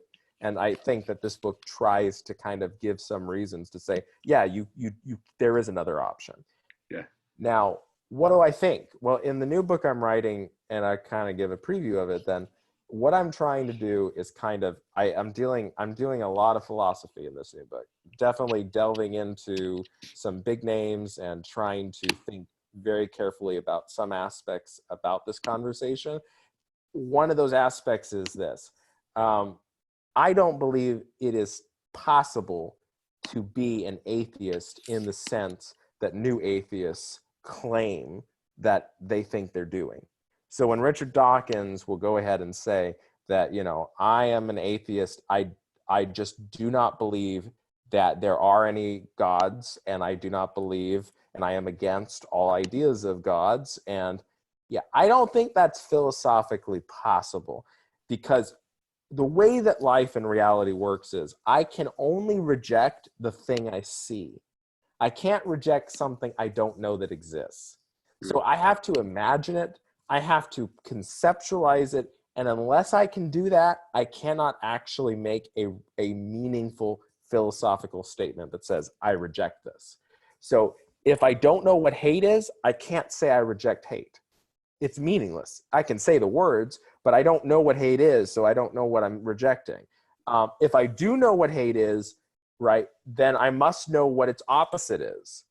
If I reject hate, then it means I know what trajectory goes the opposite direction, because again, this goes to the idea of implication. Everything we say implies something that we didn't say. If I say I like you, it means I don't not like you. This is the way language works. We don't think about it, but our brains always hear two things every time we speak.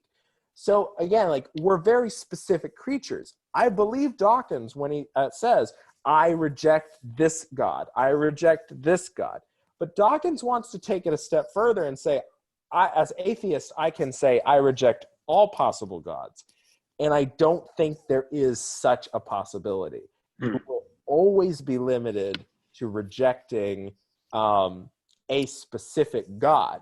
And the reason you're rejecting that specific God is usually going to be, or is often rooted for some atheists, in moral arguments. And so when they say, this is not a God because he does this, this, this, the implication of that is often, well, so you were really saying that if this God wasn't those things, you wouldn't have that against it. So for some atheists, they kind of like, there's a book out currently that says, like, it's called The 7 Types of Atheism. So when I say that, I mean that, I'm acknowledging that there are many different forms of atheism.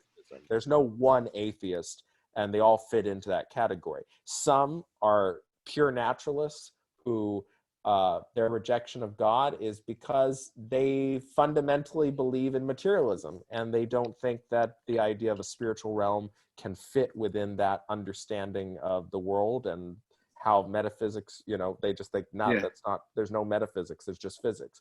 That's a different kind of atheist, right? Their understanding is going to be rooted in science. But there are atheists whose views are fundamentally a protest against the images of the divine that they see. When is this book out? So, I mean, if things go well, I'm hoping by the end of the year. How many more words, pages, so chapters? It's about 110,000 words at the moment, and I think that it still's got probably another 30,000-40,000 more to go for some aspects of some few chapters I still have at the end that I have to fill out. We'll see. That should be fun. We'll see. So, yeah, I mean, essentially you have to kind of look at the fact that there are atheists who are rejecting these images of God.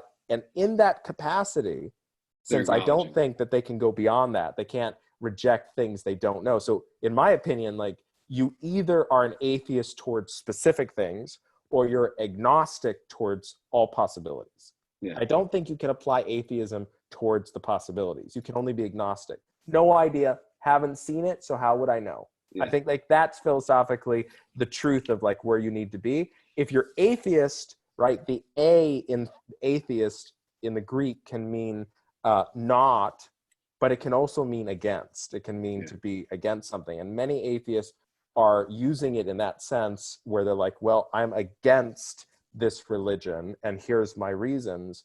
I think that in that respect, they are very much like a Jacob. They are very much like a Moses. They are very much like the Syrophoenician woman. They are seeing a problem with this image, whether it be logical, whether it be moral, and they're saying, no, I reject this God. This is not who I would worship. This is not who I think makes sense as the creator, and I'm not going to deal with it. Mm-hmm.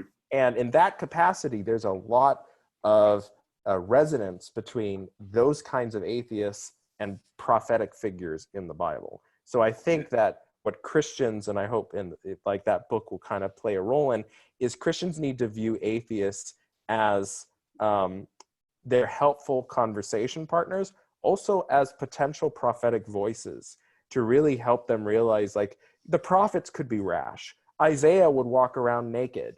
Ezekiel laid on his side for a year. People do crazy things, okay, who believed in God, right? So if you have an atheist who's angry and like, this is crap and this image of God is horrible, right? That can still be a prophetic voice, regardless of what you like or don't like about the presentation. If there's real substance to that content that they're pointing out, there's a real problem here, that's a prophetic voice that, just like Jacob rejecting a cursed image and just like Moses saying, nope, this is evil, it needs to be listened to, and it can help guide Christians in terms of how they're thinking through these issues, I think. Yeah. So I have 7.5 minutes left on this memory card because this one isn't formatted. So I can either fix the memory and then ask you that final question and we can end it. But I don't want to cut you off in the middle of an answer. What would you rather? I can give a short answer. I don't want you to feel like you're like no, it's fine. Yeah. All right. Well, here we go. So referenced it at the beginning, so gave you a fair warning, which to be honest is better than most people have gotten. The first handful of people, I just sprung it on them. So this question is my favorite of the year. So when you, Matthew, say, here's what God is, here's why it matters. Like when I say the divine, God, whatever word you want to use, what are you actually saying? Like, what is that for you? God for me is like, God is what is above what we use the words to describe God. God is a call for us. Like for me personally, God is the God that's spoken of in the Hebrew Bible in the New Testament. It's the God that Jesus Christ comes to show. But God cannot be really accurately confined to those descriptions. I can't just say, look at Jesus, look at Yahweh, right? Because what is Yahweh? It's a continual struggle that Israel has to discover who he is. And with Jesus, it's the Holy Spirit continuing to guide us into better and more truth. So when I say God, I'm referring to the God that Jesus came to reveal, who Yahweh claimed to be. And at the same time, I'm saying the best images we have of that God are always an enigma. They're always in part. They're always, like Paul says, with a huge dose of humility. So the God that I'm looking for is both a God that is near and dear and personal, and at the same time, wholly other, very much something that I am just trying to get my head and grasp around. Nice.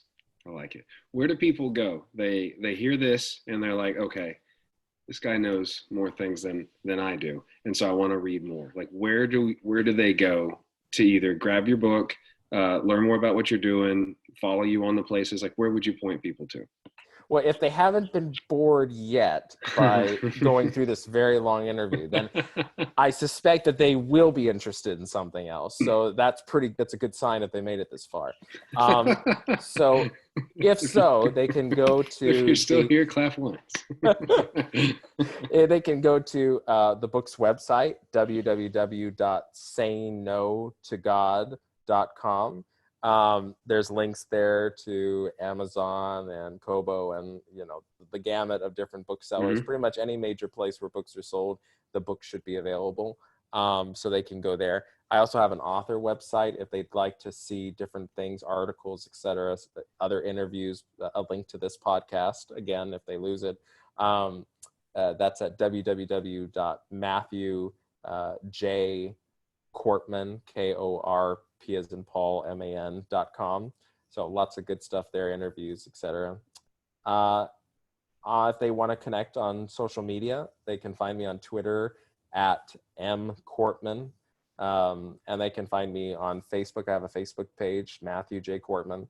I'm definitely open for communication. If people want to reach out, they want to ask questions, they want to be like, what is this? What is that? Yeah. I'm down for that.